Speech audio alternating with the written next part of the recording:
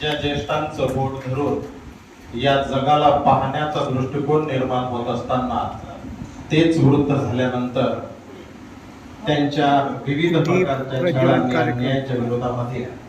ज्येष्ठ नागरिकांसाठी शासनाचा ज्येष्ठ नागरिक कल्याण कायदा निर्माण झाला आणि त्याच्या साक्षरतेच्या निमित्ताने त्याच्या प्रबोधनाच्या निमित्ताने आपण आज 15 जून अर्थातच ज्येष्ठ नागरिक छळ प्रतिबंध जागृती दिनाच्या निमित्तानं या ठिकाणी आपण सर्व उपस्थित झालेलो आहोत। कवयित्री बहिणाबाई चौधरी उत्तर महाराष्ट्र विद्यापीठ जळगाव आजीवन अध्ययन व विस्तार विभाग आणि आई वडील व ज्येष्ठ नागरिक कल्याण संस्था त्यासोबतच जिल्हा पोलीस प्रशासन यांच्या संयुक्त विद्यमाने आपण हा ज्येष्ठ नागरिक छळ प्रतिबंध जनजागृती दिनानिमित्त या ठिकाणी या प्रबोधनाच्या साक्षरता शिबिरामध्ये सर्व उपस्थित झालात त्याबद्दल आपणा सर्वांचं आई वडील व ज्येष्ठ नागरिक कल्याण संस्थेच्या वतीने मनपूर्वक आभार।